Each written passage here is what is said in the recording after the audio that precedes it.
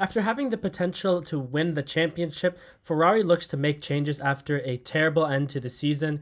And we have Esteban Ocon venting about a former teammate. Let's get right into it.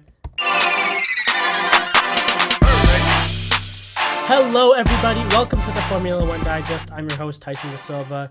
Welcome back to the Formula One Digest. I've been sick for a very long time. Happy to be back and recording the off-season content that we wanted to for a long time. And we come in with a really hot piece of news as Mattia Binotto has left Ferrari and he has resigned from his position as team principal after, I believe it was 28 years with the company. And folks, this is a really important change for Ferrari as they head into next season because they had their best chance at a championship this past year. And now that Mattia is gone, there really are no excuses as to why they cannot be successful next year. Or they may look to change the driver lineup because, as many of you know, Ferrari started out really hot to start the year. They looked really strong and they looked like they were going to dominate for the championship. Charles Leclerc winning the Australian Grand Prix by, I believe it was 10 to 12 seconds. And I think that what is so disappointing is just how they went down. It was all strategy error and lack of real leadership, in my opinion. And this led to many people believing that Mattia Binotto's job was in jeopardy. And I thought it was too, especially after in Hungary, where he said not much had to be changed. When you were leading the championship and you're slowly kind of giving it away to Red Bull, there needs to be a call for a change. Mattia was a little bit too passive and it ended up costing them both championships for the constructor and the drivers' championship. Now the question is, now that Mattia is gone, what is Ferrari's ceiling? What will dictate a good season? A good season will be less mistakes and less errors on the management side, and it also puts more pressure on the drivers now. We see this in tons of sports where teams will fire the head coach before trading away core pieces of the team. And this is the case for Ferrari, I think. They have a good team. They know they have a good team. But while there were also strategy and management errors, the drivers themselves also made errors throughout the season. Carlos Sainz, of course, most notably having multiple DNFs throughout the season. Charles Leclerc choking in the most important times, the most notable being France.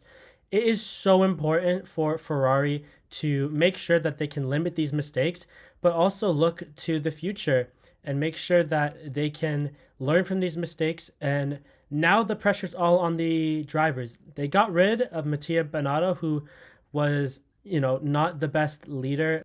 And there were rumors, of course, that Mattia Binotto did not have the best relationship with Charles Leclerc after the British Grand Prix. It just looked as though they really didn't want to listen to Mattia. They probably lost trust that he could lead them to the promised land. And now it looks as though they want to go in a new direction. Of course, there were rumors that Fred Vasseur is going to be his replacement. It's not been confirmed. A lot of people are petitioning for, of course, the winner of our Overtake Award, the Sebastian Vettel Award. It looks as though some people want Sebastian Vettel to come in and be the team principal. That's a bit of a fairy tale dream, in my opinion.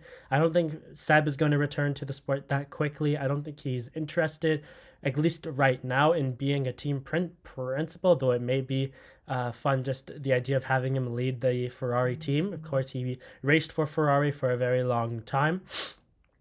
But overall, the pressure now is on the drivers to perform, and there really are no excuses for them as to why they cannot be successful should Ferrari give them a competitive car for next year, which they most likely will. Moving on, Fernando Alonso was a name that shocked the world as he made the move from Alpine to Aston Martin, and it looks as though his teammate, Esteban Ocon, is quite happy with him leaving, as Esteban was quoted venting about Fernando Alonso and seems happy that the Spaniard is off the team and is moving on to Aston Martin, because he was quoted saying that he is looking forward to racing against Fernando in Aston Martin. He's happy that Fernando has left to go to Aston Martin because he feels as though he was overworked, working 98% of the jobs required, while Fernando only worked 2. He said that he was working on the simulator and even marketing events, and Fernando did not take any part of it. Of course, this is one side of the story. Fernando Alonso has not made a comment yet on this, but this is really interesting because I think it speaks to the relationship that he and Fernando had, especially towards the end, where there was a lot of tension within the team as they were trying to kind of battle towards the end of the season, along with fighting with the McLaren team. It does make you question whether or not Fernando was 100% committed to Alpine and was pulling his weight in the team.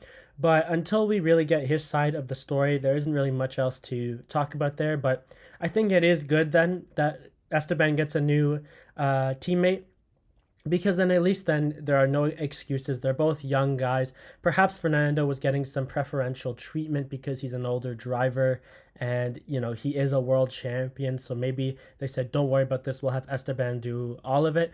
With Pierre and Esteban, they're both drivers that are looking for to win a championship and get race wins. So it's going to be really interesting to see what happens and how this new dynamic works in the Alpine team.